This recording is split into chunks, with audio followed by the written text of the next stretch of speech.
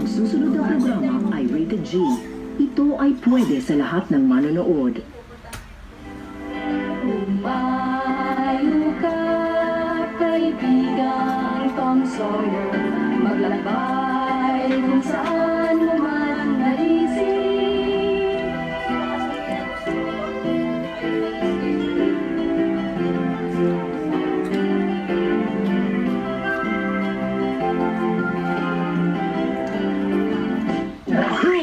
Naniniwala na ba kayo na ang isang matandang katulad niya ay nakagagawa niyan?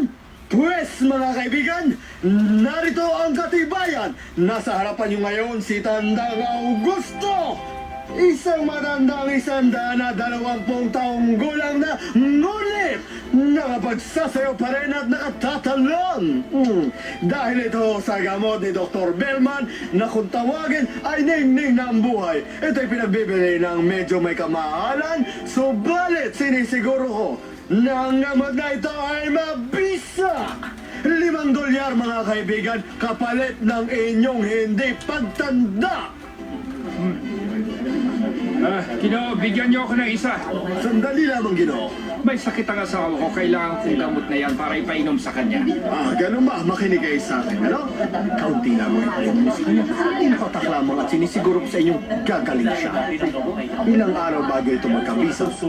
Pero sinisiguro ko sa inyong gagaling at gagaling siya. Salamat! Ginoo, bukas subay, narito pa rin kayo, ha? Aba, ay siyempre, narito pa rin kami dahil hindi kami katulad ng iba nagtitinda dyan na nanlilin lang lamang. Titigil kami dito sa inyong bayan ng 1 linggo. 1 linggo po, mama. Aba, maganda po yan, ha? Tama po kayo, 1 linggo. Dito kami titigil upang patunayan sa inyo na kami ay hindi manlilin lang. Kaya mga kaibigan, lapit kumuha na kayo at baka kayo ay maubusan ng gamot ni Dr. Bellman na ningning ng buhay. Aba, teka, kung $5, masyado pong mahal yan, Ginoo. Oo nga, Ay, kung mabisa naman, tama lang yun. Kumabisa naman talaga. Bumili nga si Ginoong Hendrik, malalaman din natin kung mabisa nga. Mga kaibigan, basahin po muna ninyo ito at saka kayo magpasya. Ito naman ang sa inyo. Mga kaibigan, hindi ko kayo pinipilit. Inuulit ko po, hindi ko kayo pinipilit. Binata, dala mo na ba ang iyong pera para pambili ng gamot? Hindi po ako binigyan eh. Bakit daw? Hindi mo ba sinabi na para sa iyo babawasan kong halaga? Huwag po kayo magagalit. At bakit naman? Ang sabi po ng tiya ko, dinadaya lang daw po niyo ako. Ganun ba? At ano naman sa palagay mo, binata? Palagay ko po mabisa ang gamot. At gusto mong inumin ang gamot, hindi ba? Kung ganun ay pilitin mong yung tiya. Hala, sige, Augusto! Tayo na at magpapahinga pa tayo. Bakit ba gustong-gusto mo ng gamot na yun, Tom? Naku hak, bebeke si Sid na yun eh. Ayoko nga maawa. Sabi nung mama, hindi ako magkakasakit pag uminom ako ng gamot na yun. Bata! Tawag niyo po ako? Ano nga pala ang pangalan mo?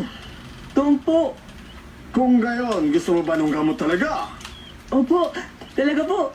Pwes, meron akong kaunting ipagagawa sa'yo. Ano po yun? Meron ako dito 100 patalastas at ang ibig ko'y ipamigay mo ito sa mga bahay-bahay. 100? Huwag mo itong iahagis ha. Ang ibig ko'y iabot mo to ng personal. Kapag ito ay nagawa mo, bibigyan kita ng isang bote ng gamot ni Dr. Bellman. Gagawin ko po.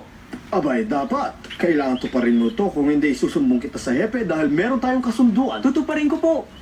Sandali, mga isang araw siguro bago matapos yan, Tom. Tutulungan mo ako, di ba? Ako? Saka ikaw, Ben.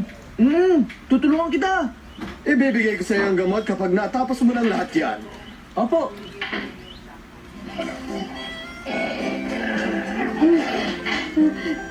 Ay, siya nga pala, boy. Nako, tatawagin ko si Hepe kapag gumawa ka ng gulo dito. Hindi po magugulo. Bibigay lang po ako sa inyo. Ito po, basahin nyo. Ito, Sige, alis.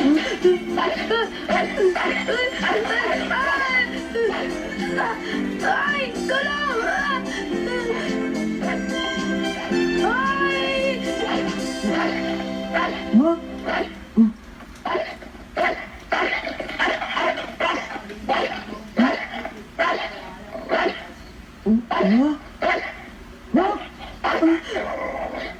Oh, ano na, Ben? Padre, basahin niyo po ito, oh. Ay, maraming salamat.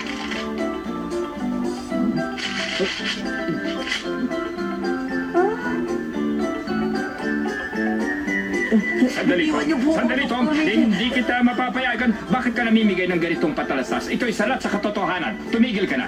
Dahil po inutusan po ako. Ang gamot na nakalagay dito'y hindi nagpapagaling. Sabi po sa akin, hindi po ako magkakabigay pag ininom ko ang gamot na ito. Kalokohan. Hindi niyo po malalaman hanggat di niyo po sinusubukan. At iinumin mo nga ba ito? Huwad na gamot ito. Huwad. Iinumin ko po! Tom! Sandali! Tom! Paano nililinig ng buhay?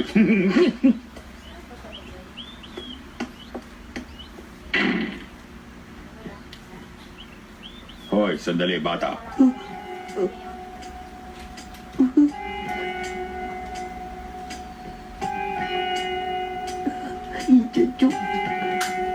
Bigyan mo nga ako ng isa niyan. Akin na. Opo.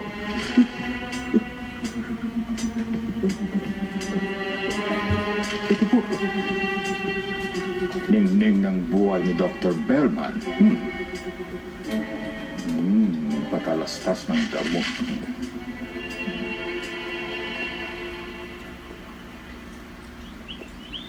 Sino tinitingnan mo? Si Injan Joe. Huh? Oo nga, no. Ilang linggo rin siyang wala dito, no, Tom?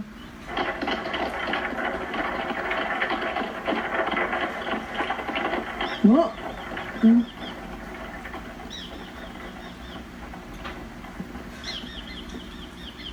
Yung iba, umuwi na. Uuwi na rin ako. Ayoko na, gabi na eh. Salamat. Naipamigay mo ba lahat? Oo, Tom. Maaari mo nang kunin ang gamot at maaari mo na siyang inumin. Bahala ka na ron. Salamat, Ben. Sige, bukas na lang. Kukunin ko na ngayon ang gamot. Hmm.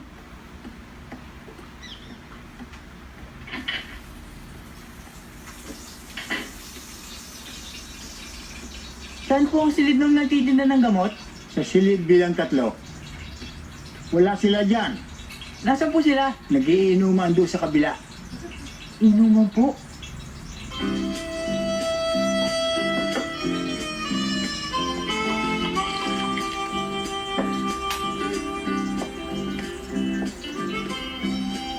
Papasok ka sa loob niyan, Tom? Eh, paano ko makikita yung mama? Siyempre, papasok ako. Hindi sila nagpapapasok ng bata dyan, Tom. Minsan nga pumasok ako at pinalabas ka agad ako. Sino nagpalabas sa'yo? Yung tao nagbibili ng alak. Hindi naman ako iinom ng alak eh. Gusto ko lang makita yung mama. Papasukin kaya niya ako kung yun yung sasabihin kong dahilan? Hoy, huwag kayong humarang dyan.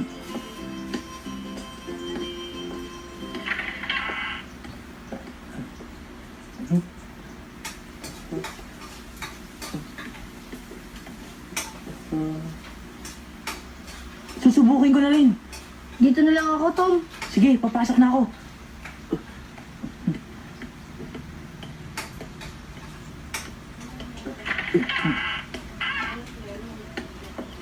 Bitawan niyo ako! Bitawan niyo ako! Bawal ang mga bata rito. Hindi po ako iinom ng alak. Dapat nasa bahay na ang batang katulad mo. Umuwi ka na. Huwag ka na ulit papasok dito. Bata ka. Sabi ko na sa'yo eh. Hindi man lang niya ako pinakinggan. Nasa loob ba yung mama? Oo, nasa kabilang dulo at may kausap. Hindi man lang nga ako tinignan eh. Eh di, dapat siguro maghintay ka na hanggang bukas. Kasi baka may beke na ako bago ko pa mainom yung gamot na pinagbibili niya. Eh hindi ka nga makapasok-pasok dun eh. Alam ko na kung ano. Ano? Makikiusap ako sa sino mapapasok na sabihin sa kanyang hinihintay siya ni Tom Sawyer dito sa labas. Oo. Kung makakakita ka ng taong gagawa ng para sa'yo, Tom. Meron din naman siguro, ha? Tingnan natin. Ito naman, may tao rin dyan. Kasi maaga pa para uminom ng alak. Sa amin, naghahapunan na sila ngayon. Magagalit ang tiya mo sa'yo, Tom. Di bale, paghihintay pa ako ng konti. Nagugutom na rin ako. Palagay ko, dito na rin ako maghahaponan.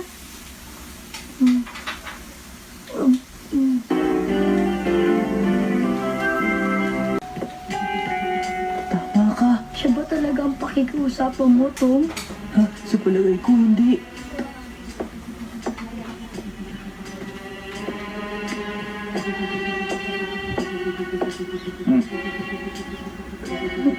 Maba, hindi ba ikaw yung batang nagbibigay ng patalastas kanina? Anong ginagawa mo rito?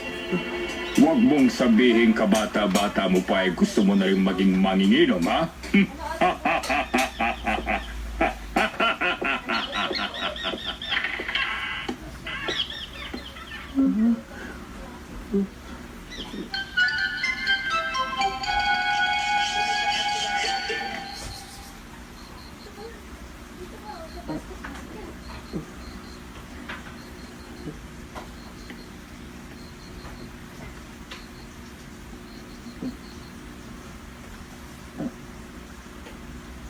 Tia Polly, Anong oras na ba sa akala mo, ha, Tom? patawad po. Nalibang po ako sa paglalaro eh. Hindi ko po ng gabi na pala. Ha! Lagi na lang ganyan ang dahilan mo. Pakinggan mo. Kapag nahuli ka ulit sa hapunan, hindi na kita bibigyan ng pagkain. Opo, Tia Polly. Maraming salamat kay Tia Polly at tiniran ako amin. Kain na!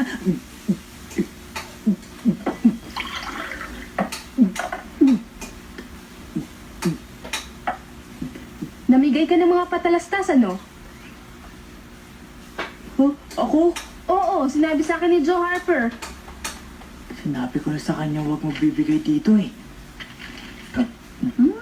Ito yung gamot na sinasabi mo sa amin, ano?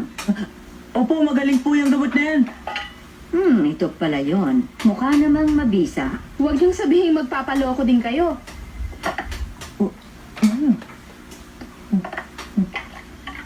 Ayaw maniwala ni Mary at Tia Polly sa gamot. Ang pinaniniwalaan nila, magkakabeke ako.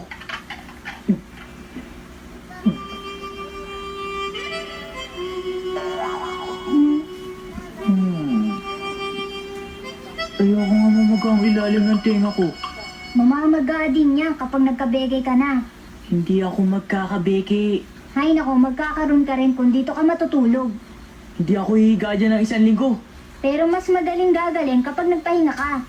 Hindi ako mahahawa sa sakit mo, maniwala ka sa akin. Tom, saan ka pupunta? Gabi na. Babalik ako agad. Huwag kang maingay kay Tia Polly.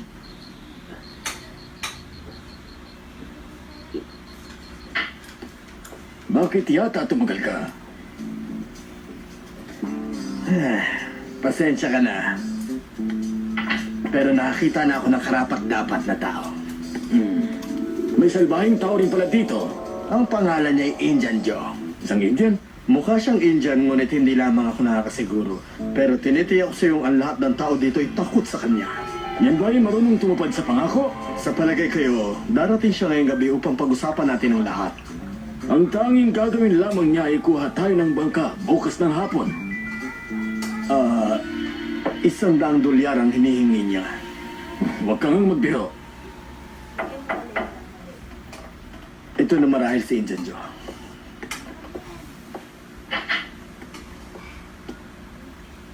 Magandang gabi po. Magandang gabi naman. Maaari niyo na po bang ibigay sa akin ng gamot? May $5 ka na? Ha? Di ba po ibibigay niyo na lang sa akin pag naubos ko ang patalastas? Ha? Sinabi ko ba yun? Nagsisinungaling lang po pala kayo. Hindi bata, nagbibiro lamang naman ako eh. Tamang pangalan mo, hindi ba? Ang akala ko kasi bukas ka pa darating. Ngayon na po, kailangan ko po eh. Naikalat mo na ba ang lahat ng mga patalastas? Opo, inabot ko po sa mga tao sa bahay. Marahil ay bibili na ng kamot ni Dr. Bellman ng mga tao bukas. Tiyak po, sabi nga po ng tiyak ko, gusto rin niya. Magaling, magaling. Oh, ilang patak lamang isang araw, ha? Maraming salamat po. Oh, siya, sige na. Sandali po. Abay, bakit? Meron ka pa bang sasabihin, Tom? Nakakapagsalita po ba siya? Ha? Hindi na. Labis na kasi ang kanyang katandaan. Kaya hindi na siya makapagsasalita. Konti lang po siya magsalita. Ha? Abay, bakit mo na itanong yan? Nung nasa labas po ako, narinig ko po kayong may kausap. Narinig mo ba ang mga sinabi ko, Tom? Hindi ko po narinig. Sigurado ka ba? Masama po ba kung narinig ko ang pinag-usapan nyo kanina? Hindi. Salamat po at magandang gabi po. Huwag kang mag-alala, hindi niya tayo narinig.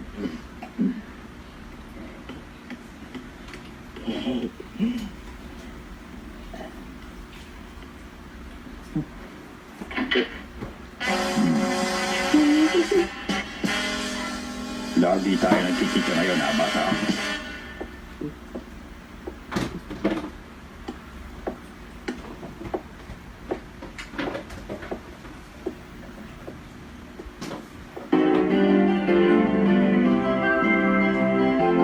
Babae man o lalaki, huwag po kayong magtulakan. Hindi po kayo maubusan ng gamot ni Dr. Bellman sa halagang $5 po lamang, mga kaibigan. Nang sumunod na araw, maraming taong bumili ng gamot ni Dr. Bellman. Nagulat ako dahil lahat ng bote ay nabili ng hapong yun.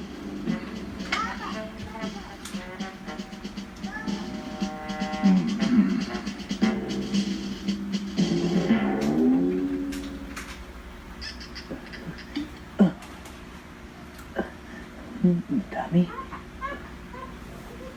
Tom, maaari bang matikman yung gamot mo? Hindi. Inumin mo yung gamot na bigay sa'yo ni Dr. Mitchell. Ang damot mo naman.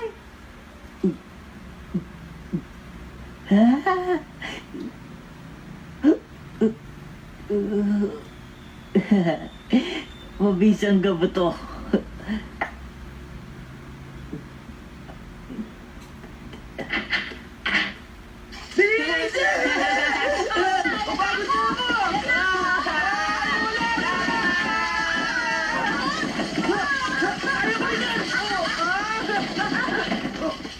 Sino ba yan?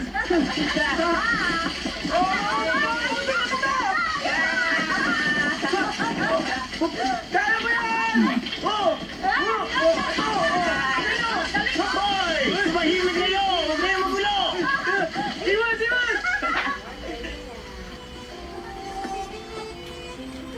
Sabi na nagtitinda ng gamot, titigil sila ng mga 1 linggo sa bayan namin. Ang nangyari, bigla silang nawala ng gabing yun. Nawala rin si Indian Joe at walang nakakita sa kanilang sumakay sa steamboat.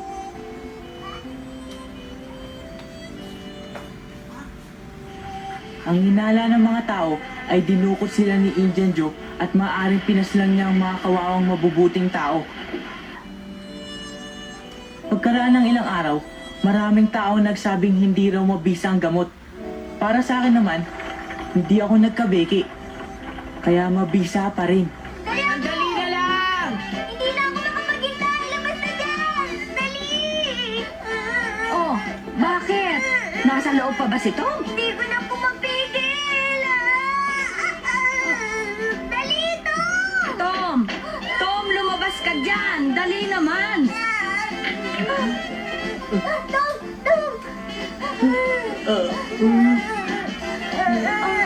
Sandali lang, sandali lang! Tom!